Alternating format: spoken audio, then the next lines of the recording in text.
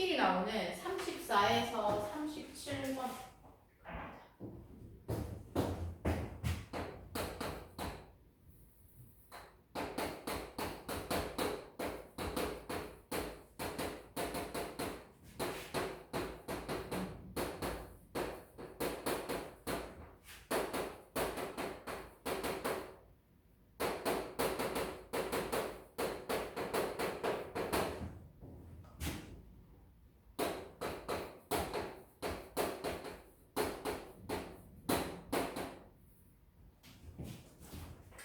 자, 34에서 37번 김재영의 코끼리라고 하는 현대소설이 제시가 되고, 먼저 보기 전에 외적 준거를 한번 보면, 자, 코끼리는 더 나은 삶을 꿈꾸며 고향을 떠나 한국으로 온 이주 노동자들이 차별 속에서 힘겹게 살아가는 모습을 이주 노동자 2세인 나의 시각을 통해 사실적으로 묘사하고 있는 작품이다. 자, 이들은 열악한 주거 환경과 궁핍한 경제적 상황 속에서 사회적, 정서적으로 고립된 삶을 살아간다. 특히 네팔인 아버지와 조선족 어머니 사이에서 태어난 편견과 정체성의 혼란 속에서 소외감을 느끼는 나의 모습은 이주 노동자 2세가 마주하는 현실을 드러내고 있다. 자, 그래서 그러면 일단 여기서 우리가 살펴봐야 되는 부분은 이주 노동자로 인해 가지고 이주 노동자들이 겪었던 편견, 그 다음에 소외감 이런 것과 관련해서 제시가 되겠구나. 자, 그래서 또한 이주 노동자가 겪는 문제가 다음 세대에 이어질 수도 있음을 보여준다. 이렇게 제시가 되고 있어. 그래서 한번 보자. 자, 전체적으로 내용 자체가 그렇게 어렵지는 않은데 한번 보면 본문 아버지와 나는 10여 년까지 돼지 축사로 쓰였다는 낡은 베니어판 문 5개가 나란히 붙어있는 건물 속에서 살고 있다. 쪼마루도 없는 데다 처마마저 참새꼬리처럼 짧아 아침이면 이슬에 젖은 신발을 신고 함께 가야 한다라고 되어 있지. 그러면은 여기서 우리가 살펴봐야 할 부분은 이 아버지와 내가 이게 무슨 사이인데, 그지? 이들이 살아가는 삶을 보면은 돼지 축사로 쓰였던 곳에서 살고 있고, 그지? 그리고 참새 꼬리처럼 지규법 사용판에 짧아 아침이면 이슬에 젖은 신발을 신고 학교에 가야 되는 그러한 상황, 아주 열악한 환경에서 살아가고 있구나 정도 파악할 수가 있어. 며칠 전 주인 아주머니는 누런 갱지에 빈방 있음이라고 사무실 문짝에 붙여놓았고, 그 방 앞을 지나던 나는 열린 문틈으로 안을 들여다보았고, 벽에는 얼룩과 곰팡이와 낙서가 가득했고, 들뜬 황갈색 비닐장판 위로는 뽀얀 먼지가 살얼음처럼 또 지규법이다 깔려있지. 그래서 여기서도 마찬가지 그 사무실의 그런 문짝이나 이런 것들도 보면 얼룩이라든지 사무실도 얼룩과 곰팡이, 이것도 마찬가지 열악한 환경 속에서 살아가고 있는 그런 모습이고, 자, 비스듬하게 세워진 낡은 캐비닛 뒤쪽 벽에는 쥐가 들락거릴 정도의 작고 새까만 구멍이 뚫려 있는데, 구멍 주위로 자잘한 시멘트 가루와 흙덩이가 흩어져 있어 마치 또 비유가 상처 부위에 엉겨붙은 피딱지처럼 보였다. 그 초반에는 비유적인 표현을 사용해가지고 많이 설명을 해주네. 총알을 맞아 펄럭펄럭 피를 쏟아내는 심장을 본 것 같은 섬뜩함이 가슴을 오그라뜨렸다. 그 방에 살던 파키스탄 청년 알리는 도둑질을 하고 마을을 떠났다라고 되어 있어. 자, 그럼 여기서 이제 이 알리 같은 경우에는 도둑질하고 떠났대. 그럼 얘도 알리도 그렇게 될 수밖에 없는 이유는 그만큼 힘겨웠기 때문에 그러겠지. 강풍이 불던 날 밤 어둠과 소란을 틈타 한 방을 쓰던 비제 아저씨의 돈을 훔쳐 달아난 것이다 라고 되어 있어. 비제 아저씨는 송금 비용을 아끼려고 벽에 구멍을 파서 돈을 숨겨놨다고 한다. 그럼 이 알리가 훔친 도둑질한 거는 비제 아저씨의 돈이야. 그치? 그러면서 그날 밤 알리가 돈을 꺼낼 때 나던 조심스럽거림을 아저씨는 왜 듣지 못했을까? 하긴 이틀 연속 철 야근 근무에 입금까지 했으니 그럴 만도 하다라고 되어 있어. 그럼 이 BJ 아저씨가 이 알리가 도둑질한 거를 눈치채지 못하는 것은 아주 고된 노동으로 인해 가지고 작은 부스럭거림은 그지 눈치채지 못해. 너무 피곤한 삶을 살아가기 때문에. 자, 그래서 게다가 그날따라 이호실 방글라데시 아주머니의 갓난 아기는 밤새 잠을 자지 않고 보챘고 저녁 내내 텔레비전 앞에서 시끄럽게 떠들던 이호실 미얀마 아저씨들은 나중에 취한 목소리로 노래를 불러대기까지 했다.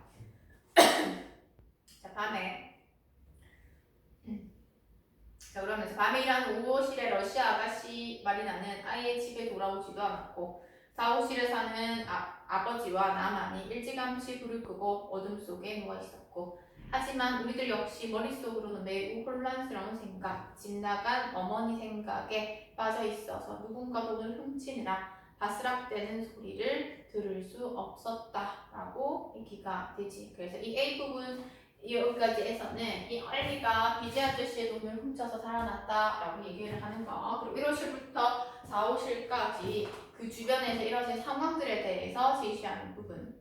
사실 알리는 BJ 아저씨의 아들의 생명을 훔쳐 도망간 거나 다름없다. 왜? 아저씨는 막내 아들 심장 수술 비용을 마련하라고 여기 왔으니까. 그러면 이 아저씨의 돈이 소중한 이유는 아들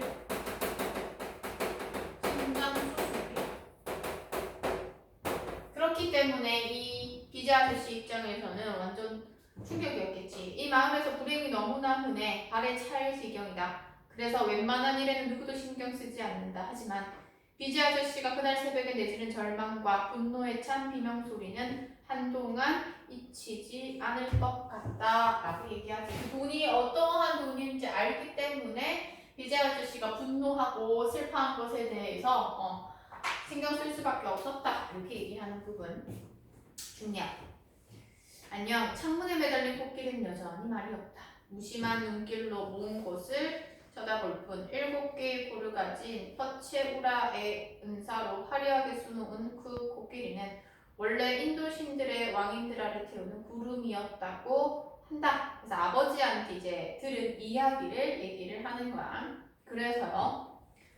창문에 퍼치우라를 달다 그 이야기를 들은 나는 흥분해서 아버지를 재촉했고 어느 날 창조주 브라마가 세계의 알을 깨뜨리면서 코끼리의 격이 낮아져 그만 우주를 떠받치는 기둥이 되었단다. 나는 눈을 질끈 감았고 아버지는 슬쩍 내 안색을 살폈다. 어차피 그건 힌두교 신화일 뿐이야. 신이 깨뜨린 알이란 없어. 순간 못대가리에 미끄러져 엇나간 망치가 아버지의 손톱을 찧었고 손톱 끝에 침을 바르고 통증을 참던 아버지는 떨어진 못을 찾으려고 두 손을 뻗어 바닥을 더듬었는데 문득 아버지가 코끼리처럼 여겨졌다. 이 소설의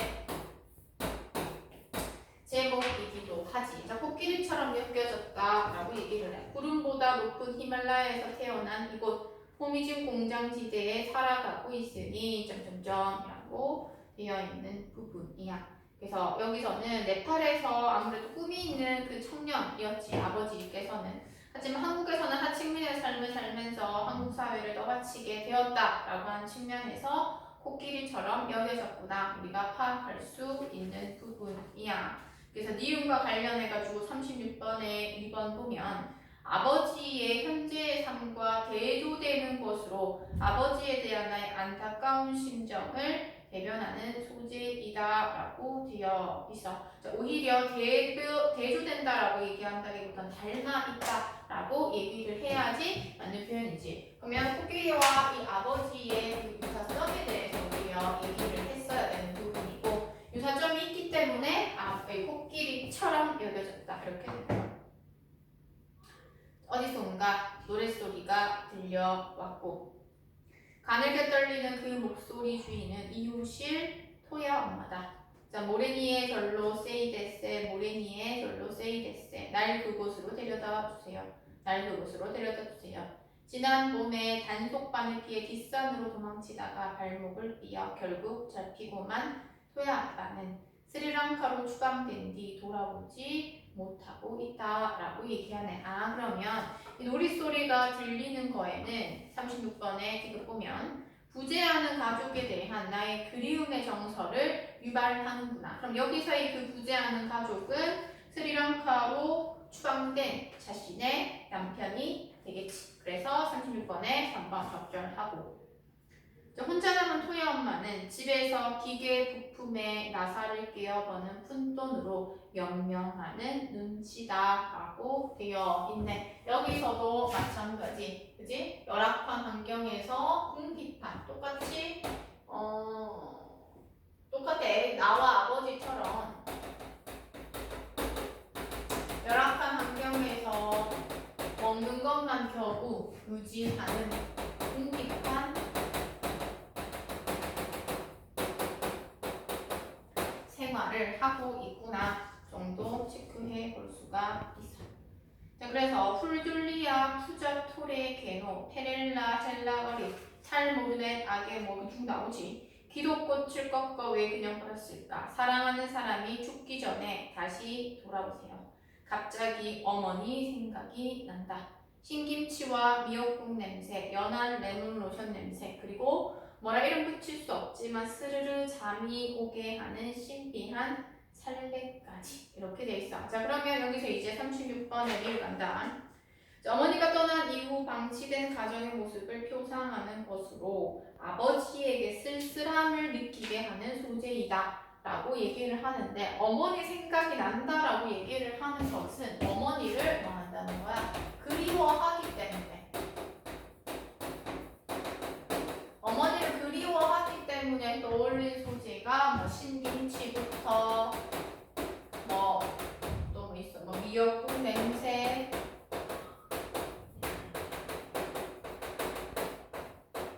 그치? 이러한 거를 떠올렸겠지. 그렇기 때문에 36번에 4번도 틀렸고, 지난번에 어머니가 남기고 간 냄새는 한동안 방 안 어딘가에 남아 미풍이 볼 때마다 언뜻 맡아졌다. 하지만 이제 방 안에선 그 냄새가 나지 않는다. 왜? 어머니께서 집을 떠나셨기 때문에. 키키한 호라비 냄새와 지독한 곰팡내가 진동할 뿐이다 라고 되어 있어. 자, 그 다음 본문 넘겨서 환기를 시키려고 퍼체우라를 젖힌다. 노란 햇빛이 반대편 벽에 있는 히말라야 달력 사진에 내려앉아 너울댄다. 투명하고 생생한 햇빛, 푸른 디크나무 숲, 눈 덮인 안나푸르나, 잔잔하게 물결치는 페아호, 그리고 사탕수수를 빨아먹으며 환하게 웃는 아이들.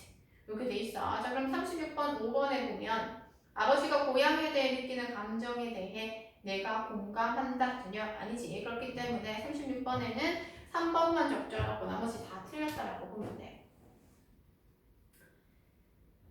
자, 아버지가 그 사진을 보면서 기쁨을 얻듯이 나도 그렇게 되기를 바라는 걸까? 하지만 내 눈엔 오후빛을 받은 히말라야가 금으로 씌운 어금니처럼 또 미우다.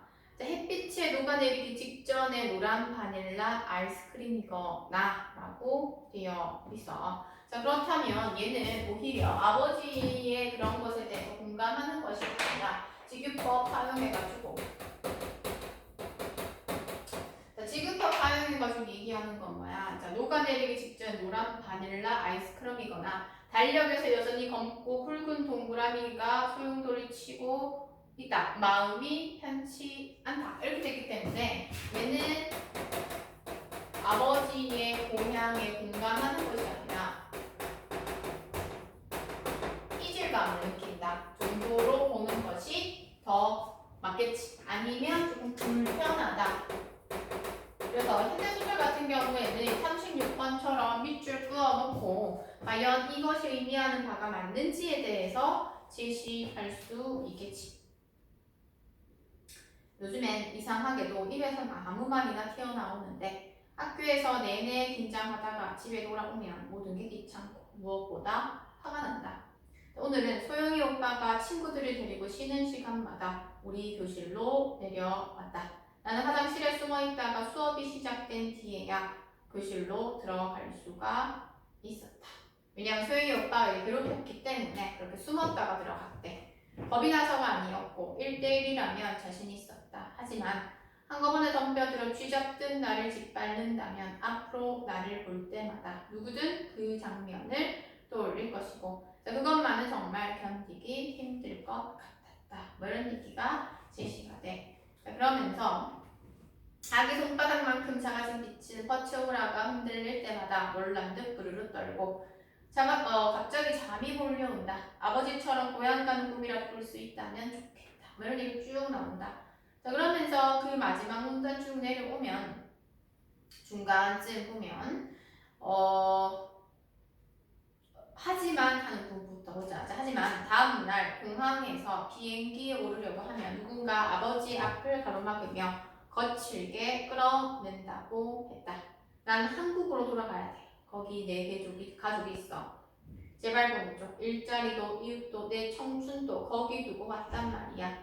제발이라고 얘기를 하는 부분이 제시가 되지. 되나? 그러면 여기서 이 아버지 같은 경우에는 고향을 그리워하고는 있어. 하지만 자신의 청춘이라든지 아니면 일자리라든지 그런 것들은 다 어디에 한국에 있다고 생각을 해. 잠꼬대 끝에 몸을 벌떡 일으키는 아버지는 매번 황급히 사방을 둘러보고 그러고는 땀으로 흥건해진 속옷을 벗으며 어둠 속에서 긴 안도의 숨을 내쉰다. 그렇지만 나보다는 낫겠지. 난 태어난 곳은 있지만 고향이 없다. 태어난 곳은 있는데 고향은 없다라고 얘기를 하는 것은 과연 그러면 나의 정체성은 무엇일까에 대한 혼란을 느낄 수가 있겠지. 한국에 대표할 대사관이 없어 아버지는 혼인신고를 못했고 그래서 내겐 호적도 없고 국적도 없다. 내가 어느 나라 사람인지 또 어느 호적인지가 없다라고 얘기를 하는 거야. 그럼 거기서 느낄 수 있는 우리 외적 증거에서 봤던 소외감, 그지? 이런 것들을 느낄 수가 있겠구나. 학교에서조차 청강생일 뿐이다. 살아있지만 태어난 적이 없다고 되어 있는 아이 점점점. 그지? 그러면 태어난 적은 있는데 살아있지만 태어난 거 신고가 안 돼 있게 호적이 없기 때문에 그렇게 되는 상황. 그래서 나의 입장에서는 뭐 하겠어? 고립됐다라고 느낄 수도 있고 소외감이 있다라고도 느낄 수가 있는 부분이 제시가 되는 부분이지. 그럼 여기서 이 코끼리라고 하는 것은 한국에서 낯선 타자로 살아야 하는 외국인 노동자를 의미한다라고도 볼 수가 있겠지. 그러한 코끼리의 의미도 체크해 볼 수가 있겠다. 그지? 그 정도 체크해 볼 수가 있고. 문제는 37번 정도 가자. 37번의 답은 3번이래. 34번과 5번은 문제 풀고 오답을 하면 잘 할 수 있을 거고. 자, 아버지가 꿈에서 가족이 있어 한국으로 돌아가야 한다는 것은 이주 노동자들이 받는 차별과 그 아픔이 다음 세대에게 이어진 현실을 보여주는 것이군이라고 되어 있는데 과한 해석이지. 말 그대로 장꼬대이기 때문에 아버지가 생각하는 거야. 고향이 실질적으로 그립긴 하지만 내가 여기서 뭐 추억이라든지 아니면은 또 이웃이라든지 청춘은 한국에서 보냈기 때문에 그렇게 얘기한 거라서 이 부분 틀렸다. 그래서 이러한 것들도 37번처럼 요거 제시하고 변형해가지고 나올 수 있는 부분. 그래서 36번과 37번이지 얘네들이 활용해서 선택지 바꿔서 출제될 가능성이 있겠네. 자, 그 다음 간다. 이제 고전시 들어간다. 고전시도 있고 그리고 수필도 있고 그래서 우리 이런 것들을 갈래복합이다 이렇게 얘기를 하지. 자, 갈래복합 한번 갑니다. 38에서 42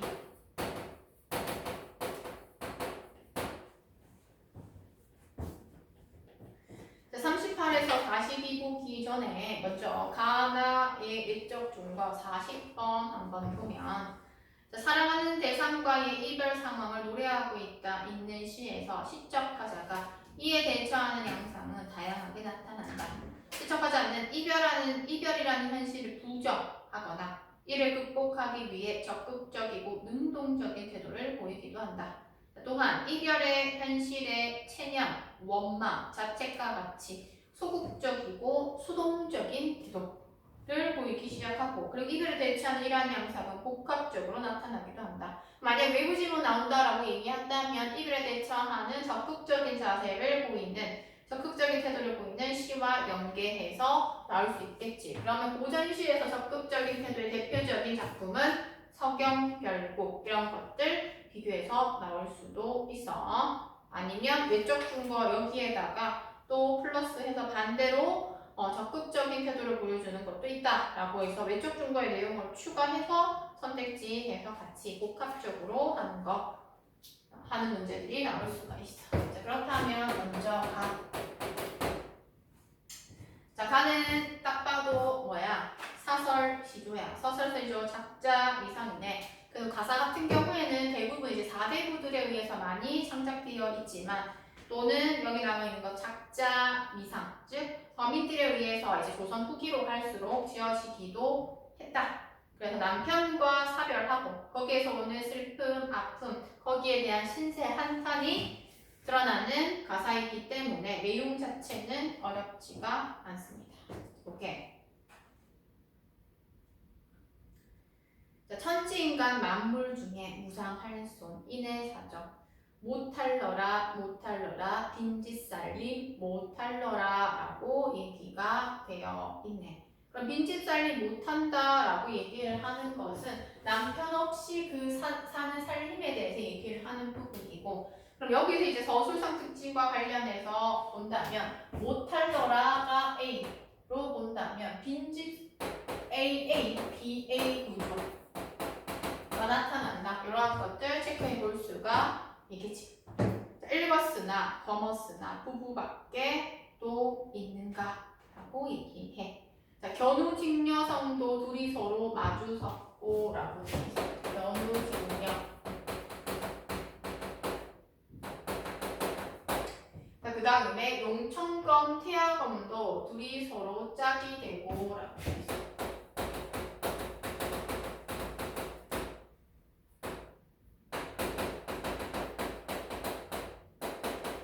얘네들도 짝이 되고, 날짐승, 길버러지 각각 다 짝이 있건만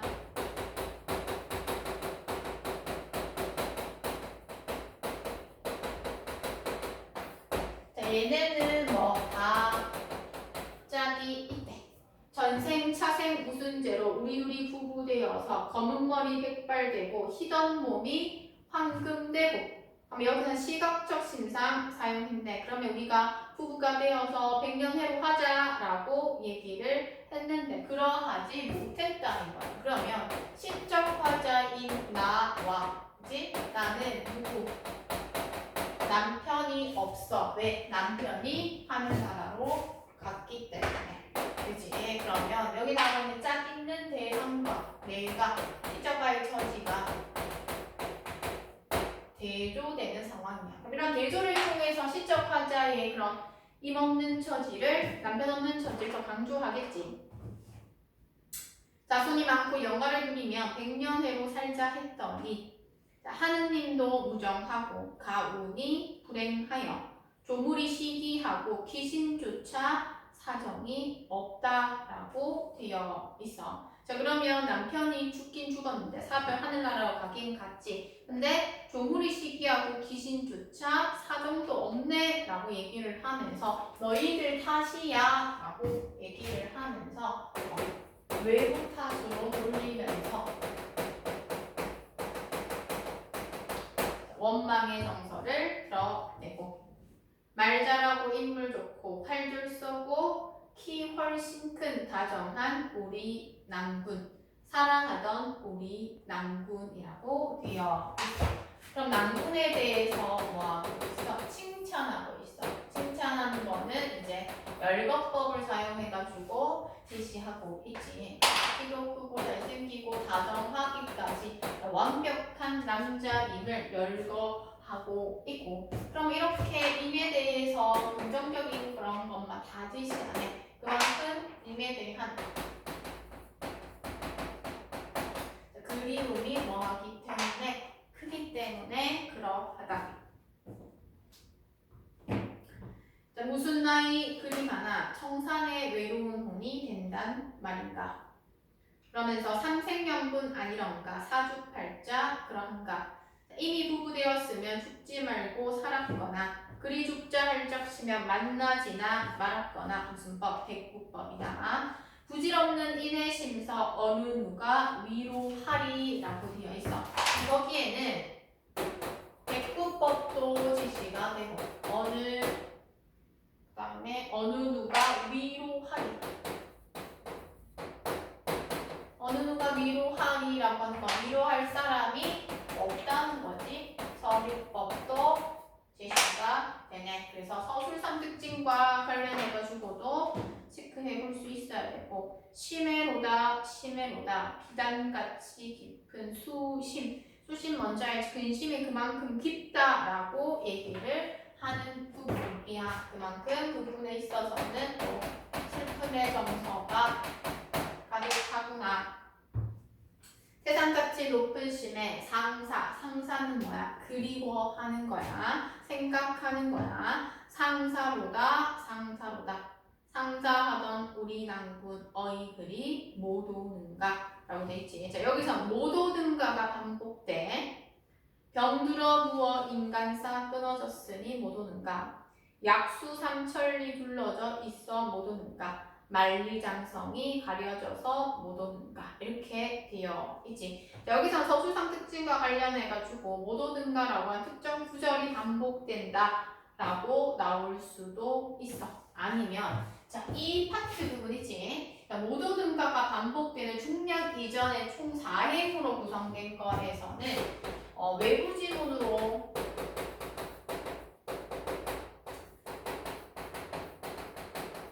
사설시조가 나올 수 있다. 사설시조 중에서 하나가 이미 오지 않으니까 여기서 똑같은 구조로 해가지고 뭐뭐에서 못 오는가 뭐뭐에서 못 오든가 그 장애물을 제시하면서 그래서 못 오나 추측하는 모습이 나오는 사설시조가 있어. 그것도 작자 미상이야. 그래서 같이 연계해서 살펴볼 수가 있고 중략 이후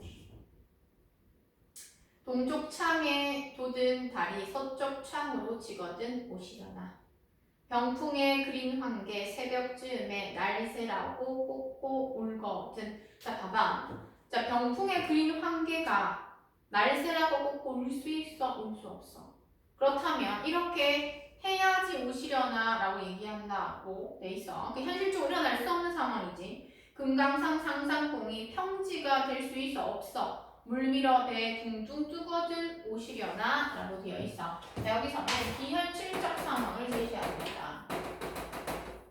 현실에서 일어날 수 없는 비현실적 상황을 제시함으로써 그렇게 하면 오시려나 라고 얘기를 하면서 임에 대한 마찬가지 그리움을 강조한다 라고 볼 수가 있어. 여기서도 마찬가지 외부 지문. 이 가사에서는 외부 지문이 연계될 수 있는 요소들이 굉장히 많아. 그래서 한번 보면 자, 비현실적 상황 또는 불가능한 상황을 설정해가지고 제시하는 정석가라고 하는 고려가요도 나올 수 있어. 저 정석가에서도 마찬가지 황계이지. 황계가 그림 그려놓은 게 울면 이라고 얘기하고 가정하는 불가능한 상황을 설정하는 부분이 있어. 그래서 그런 부분 나올 수 있기 때문에 또 체크해 볼 수가 있고, 이제 그리고 그림도 있지만 이런 비현실적 상황이 나타나면 오려나라고 얘기하고 있어. 그렇다면 일어날 수 없는 상황이기 때문에 오지를 못하겠지. 그래서 진짜로 이미 오지 못하는구나 인식하는 비극성도 드러난다라고 살펴볼 수가 있어. 자, 그러면서 어이글이 못 오는가 무슨 일로 못 오는가 비슷한 문장 구조 반복되네. 아니면 얘는 비슷한 문장 구조보다 못 오는가 반복된다. 그 정도는 하는 게 낫겠다. 가슴 속에 불이 나서 풀과 나무가 다 타간다. 눈물이 비가 되어 붙은 불을 끄련마는 한숨이 바람되어 점점 불어. 구곡간장. 자, 구곡간장 모르는 사람 적어. 창자 마디마디에 맺힌 시름. 창자 마디마디에 맺힌 시름을 구곡간장 썩은 물이 눈으로 솟아날 때 9년 지수. 자, 9년은 우리가 생각하는 그 9년이고 어쨌든 지수라고 하는 건 오랫동안 물이 있다라고 얘기하는 거라서 오랫동안 계속된 홍수가 되었구나. 사실은 이 물이 구곡간장 그 시름으로 인해서 눈물이 나는데 그것이 홍수가 될 정도는 아니겠지. 한강지수가 되었구나. 이렇게 얘기를 해. 그럼 여기서 사용된 표현법은 가장법이야. 가장법을 통해서 내가 남편 없이 사는 게 이 정도로 슬퍼요. 라고 얘기하는 부분이야. 됐지? 자, 그렇다면 여기서 또 나올 수 있는 외부 지문. 내가 많다 했어. 외부 지문 연계성. 정지상의 송인이라고 하는 작품이 있어. 송인이라고 하는 작품에 있어서도 가장법 제시한다. 가장을 통해 가지고 제시함으로써 또 의미를 강조하는 부분이 있기 때문에 다 고전시야 연계될 수 있는 가능성이 높기 때문에 알아두면 좋겠지. 그치? 그렇게 해서 가사문화 우리가 살펴볼 수가 있겠구나. 자, 그 다음에 나간다. 사설시조야. 자, 사설시조의 특징은 가에 있는 가사와는 다르게 자, 얘는 우리가 가사와 같이 뭐야? 작자미상의 글이다. 즉 평민들이 쓰였다라고 하는 특징이 있고 이 사설시조 같은 경우에는 평시조나 연시조와는 다르게 중장이 제한 없이 길기 때문에 사음보에서 멀어져 있구나 정도 파악할 수 있는 부분이야. 자, 그럼 비슷한 상황과 의미로서 이별의 상황에 대해서 얘기하고 있기 때문에 또 얘는 어떻게 표현했는지 한번 볼 거야. 자, 갈까보다 말까보다 하는 건 뭐야? 망설이는 부분이네. 갈까 말까 망설이는 부분이네. 자, 임을 따라 아니 갈 수 없네. 자, 임을 따라 아니 갈 수 없다는 거나 따라갈 거야 라고 하는 의지적 태도 보이는 부분이고 자, 오늘 내일 가고 모레 가고 글피 가고 하루 이틀 사흘 나흘 곱자가 여들의 80리 즉 다 몰갈지라도 임을 따라서 아니 갈 수 없네. 그렇다면 어떠한 고난이 있다 하더라도 임을 뭐하겠다? 임을 따라가겠다라고 하는 의지 뭐야? 그러면서 천가지 만가지 창과 칼 도끼까지 닥친다 할지라도 임을 따라 아니 갈 수 없네. 반복되지. 자, 그렇다면 이런 것들이 반복되는 거 운율상성도 되지만 이러한 의지를 강조한다라고 하는 효과도 이겠다.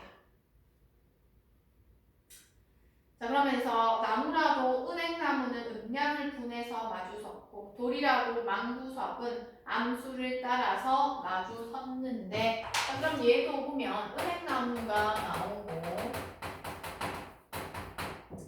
그다음에 망구석이 나와. 그럼 얘네들도 음량을 마주 섰고 또 암수를 따라서 마주 섰구나. 그것도 얘네들도 마찬가지 화자와 대비되는 상품 서술상 공통점 대조네. 또한 얘를 부러움의 대상으로 인식을 했을 때 자, 부러움의 대상으로 인식했을 때 외부 지문으로 나올 수 있는 것은 뭐 황조가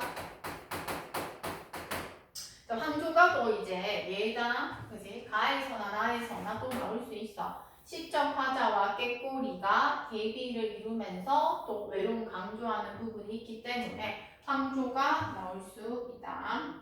자, 그래서 인의 팔자는 왜 그리 주책 없어? 간 곳마다 있어야 할 힘 없어 나 못 살겠네 라고 얘기를 하면서 내 처지가 이렇구나 라고 하면서 신세 한탄하는 모습이 나타나네.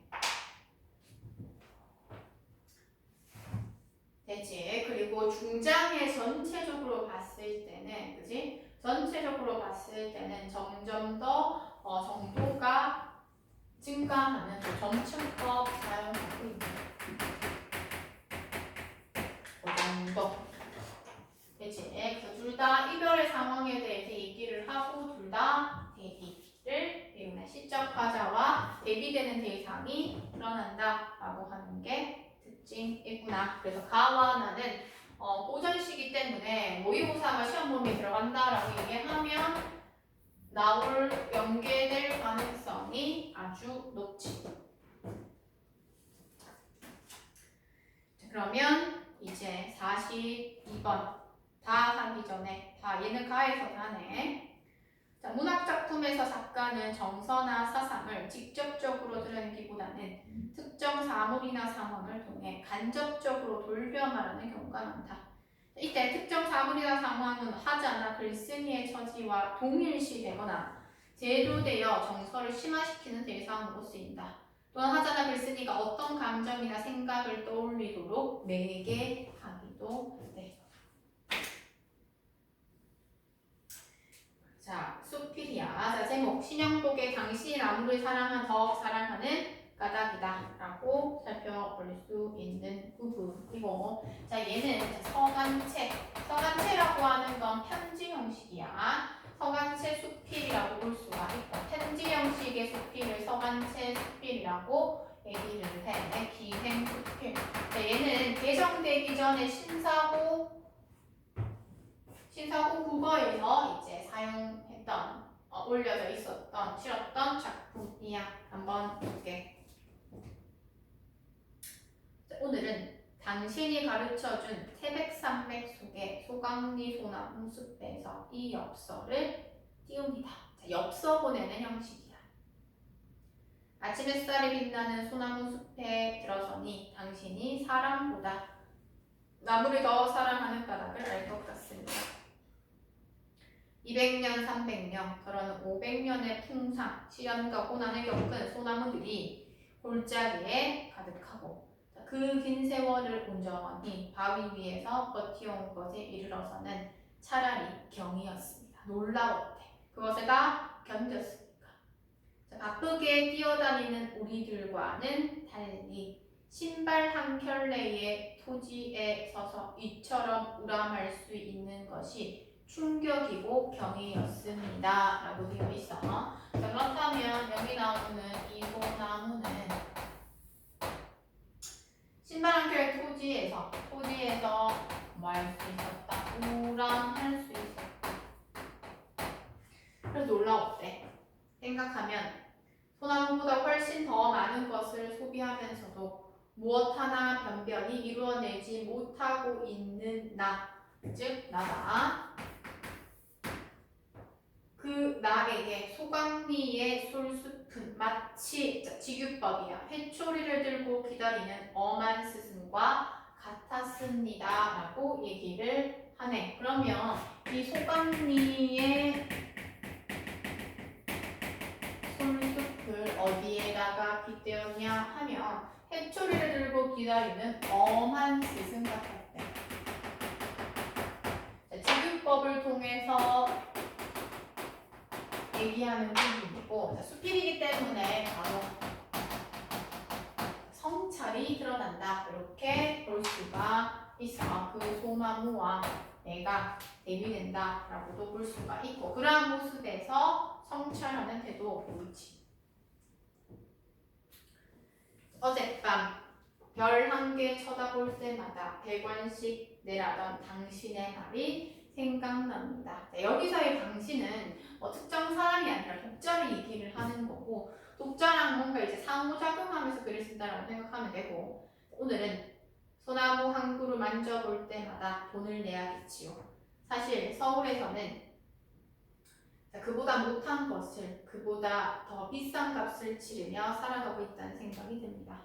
언젠가 경복궁 보건공사 현장에 가본 적이 있다. 경험이지. 일제가 파괴하고 변형시킨 조선